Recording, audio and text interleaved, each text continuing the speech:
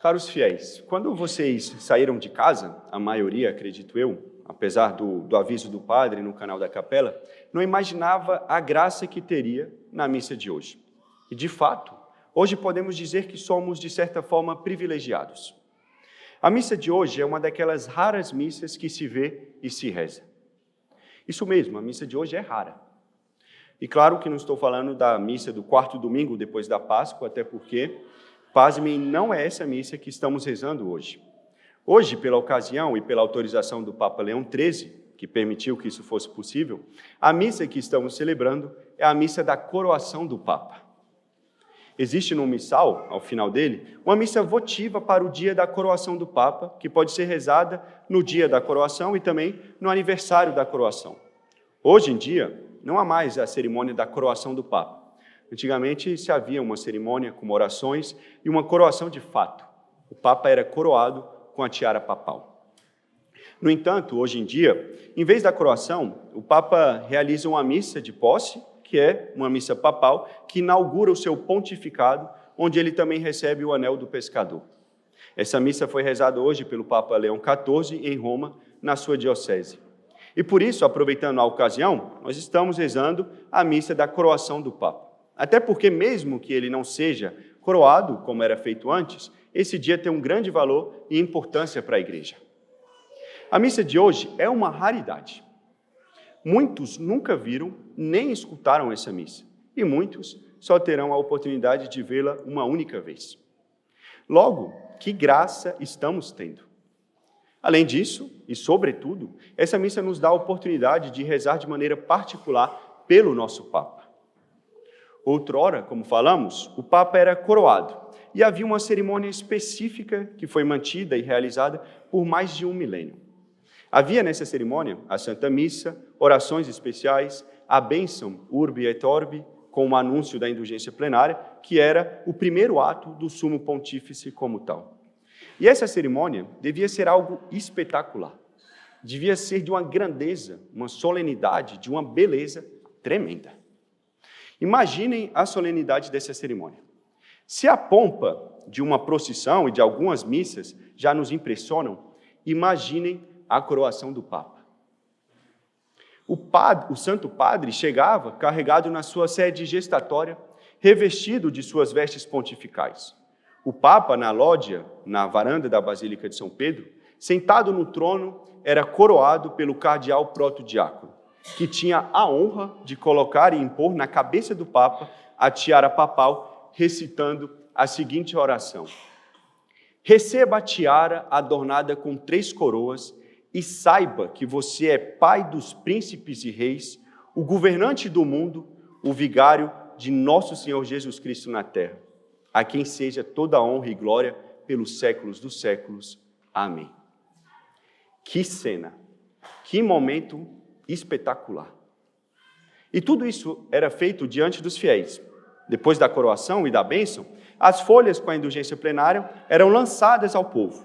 Os sinos da Basílica de São Pedro repicavam em som de alegria e as forças armadas, que também estavam em forma, presentes na Praça São Pedro, prestavam continência ao Sumo Pontífice. Imaginem a grandeza dessa cerimônia. Não há joelho que não se dobre diante disso, diante do Papa.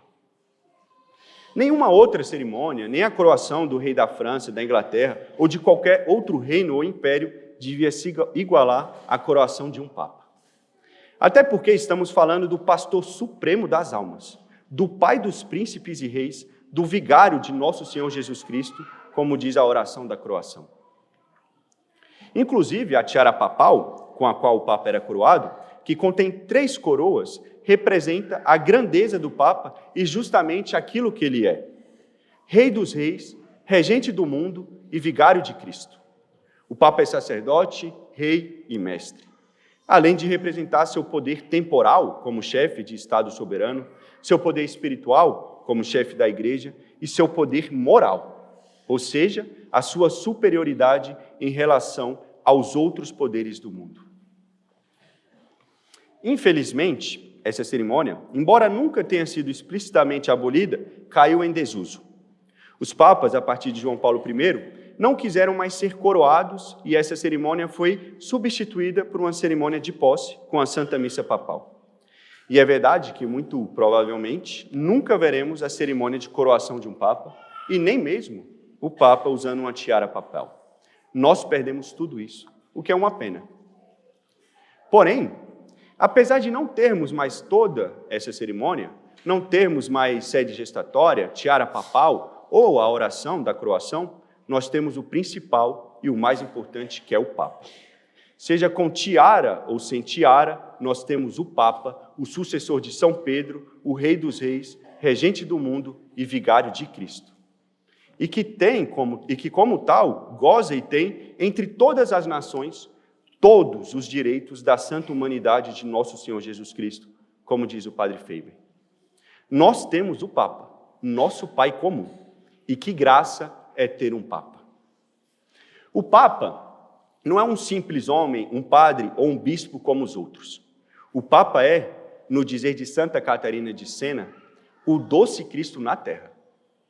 O Papa é, eu repito, insisto, o vigário de Cristo. Ele está no lugar de Cristo aqui na terra. Sem o Papa não há igreja de Cristo, mas somente invenções humanas. Onde está o Papa, lá está a igreja de Cristo. Onde está a igreja de Cristo, lá está o Papa. Por isso, e diante disso, o amor e a devoção ao Papa não é uma opção, é um dever de todo católico. Separar-se do Papa é como cortar-se do corpo de Cristo. E ainda vale a pena ressaltar que o Papa e o Papado não se referem apenas ao governo da Igreja, como se fosse meramente exterior e político. O Papado é vontade de Deus. Deus quis assim, instituiu o Papa como fundamento visível da Igreja de Cristo. O Papa é fundamental para a Igreja e, por consequência, para a nossa fé. Dito isso, fica claro que a devoção ao Papa é uma parte essencial da piedade cristã e da nossa vida espiritual, como diz o Padre Faber.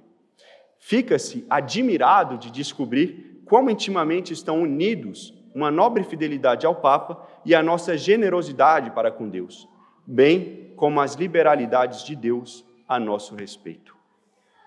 O Papa é para nós, ainda citando o Padre Faber, em toda a nossa conduta, o que o Santíssimo Sacramento é para nós em todas as nossas adorações. Ou seja, a devoção ao Papa é uma obrigação do católico e não uma opção. Nós devemos amar o Papa, ser devoto do Papa, rezar pelo Papa. E essa devoção se torna ainda maior e mais profunda quando entendemos que o papado, apesar de toda a honra que traz, é, antes de tudo, um grande sacrifício e sofrimento. O homem que se torna Papa passa a carregar o peso do mundo nas costas. Não há fardo e estola mais pesada do que essa. E mesmo que tenhamos nossas reservas em certos pontos com um ou outro Papa, temos que admitir que eles foram homens de coragem, homens que assumiram uma responsabilidade inimaginável. Não dá nem para imaginar o juízo particular de um Papa. Quão tremendo deve ser. O Vaticano é mais um calvário que um palácio. E um só dia de governo da Igreja encerra mais consequências graves do que um ano de governo dos impérios mais poderosos da Terra.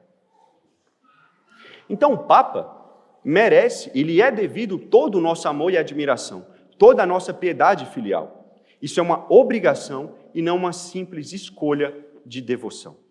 Devemos amar o Papa, rezar pelo Papa e obedecer ao Papa. E esse amor, obediência e devoção não se fundam no fato de o Papa agir mais ou menos bem, ou pelo nome que ele escolheu. Nós não amamos o nome do Papa, nós amamos o Papa. Essa devoção e amor se fundam justamente em tudo o que falamos, no fato dele ser vigário de nosso Senhor. Fundamentam-se na sua jurisdição universal, na sua paternidade, no seu munus pontifical. Fundamentam-se no fato de que Deus quis elevá-lo a essa dignidade e fazê-lo seu vigário e fazê-lo nosso Pai.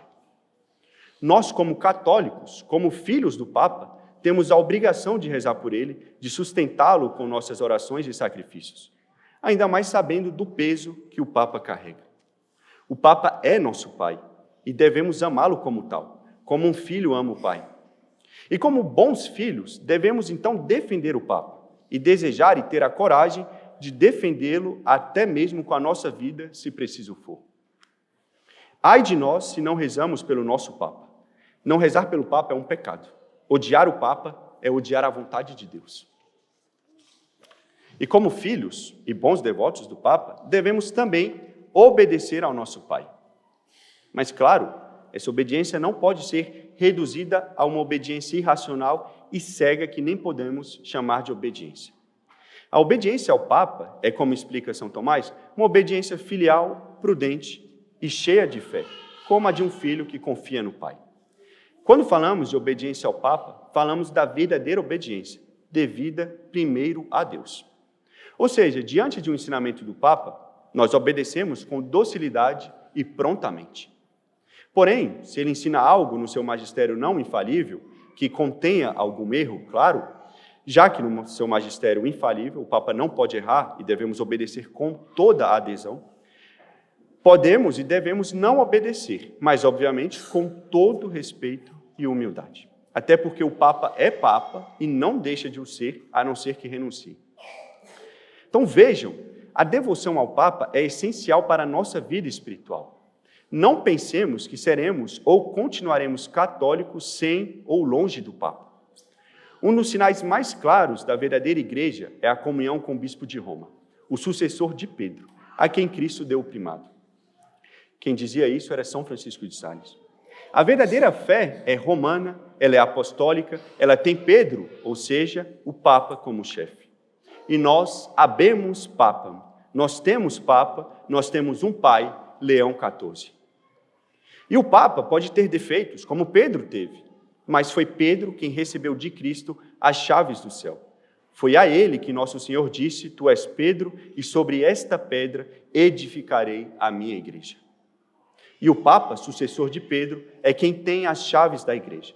Então, amemos o Papa, rezemos pelo Papa e obedeçamos ao Papa.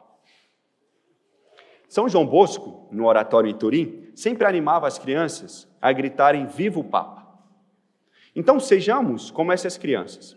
Se alguém gritar Viva o Papa, sejamos os primeiros a responder Viva. E se ninguém gritar, sejamos nós os primeiros a dizer Viva o Papa.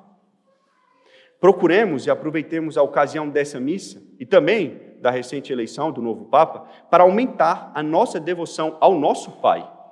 Sobretudo, rezando por ele, oferecendo nossa fidelidade, nossos sacrifícios, para que Deus o ajude a guiar bem a sua igreja e para que ele defenda com firmeza a verdade que é nosso Senhor e proteja a igreja de seus inimigos. Rezemos para que o Papa não procure um progresso falso em sintonia com o mundo, que ele não procure avançar, mas fazer com que a igreja volte a ensinar a verdadeira e imutável doutrina de nosso Senhor, que ele leve todos a Cristo. Que o Papa faça como os santos papas fizeram.